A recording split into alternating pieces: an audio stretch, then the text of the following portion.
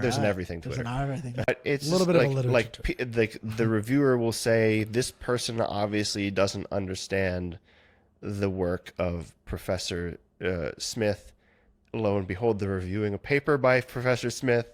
So it's like That's the best thing. I mean, That's like so awesome.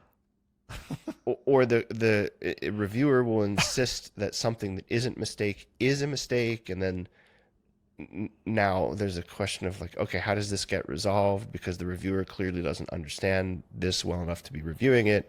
Yeah. Is it the editor is the editor going to do the right thing and like make a decision? Or but then that seems to go against the peer review thing, because the editor's not supposed to be doing it. You give it to the peer reviewers to review, and they give that anyway. Yeah. So I think there's a real question about whether or not that's a sensible system, even in the hard sciences. Yeah. And in the humanities, it is. Well, humanities, Definitely, it's obviously a joke even to people in the humanities. Yet, what keeps it around, I think, in large part, is that when you go up for tenure, you have to prove your worth in some sense. And that seems to make the most sense. Is like maybe the person could put it out for some feedback, but they're the ones figuring out what's good and bad about the review, because a review can be good or bad. And you're often proving your worth to people who are not just your peers in your field, but like the dean and board and external reviewers, and there's also reviewers from other fields, and they don't really have the equipment to evaluate whether or not your research is good.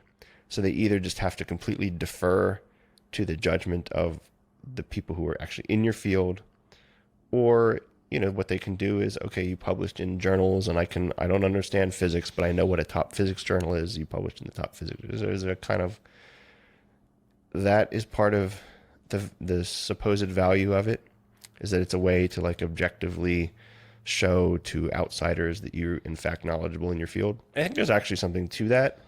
But I don't think that needs to be accomplished by peer review. It can just be accomplished by, well, I mean, now you could just do it by like citation counts or how often your paper's downloaded from a website.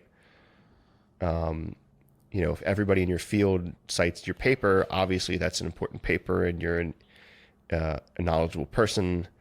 If nobody cites your paper, that's influence. So but basically that's measuring. The question though is, for how can an outsider judge that you're actually an expert in your field? And one way is to just defer to other people in your field who you already accept as in the field that you already accept as expert. Yeah. So how do you get them? And there's, that's another question. But if you had some kind of system which is the idea of peer review is that it's blind, blind peer review. So you're not just getting published because you have all the right connections. You're getting published because the quality of that's the ideal. That's it still sounds like it doesn't work. It's giving you the false. It's like faux confidence in the value of this, versus like, having really high standards for what looks like good science.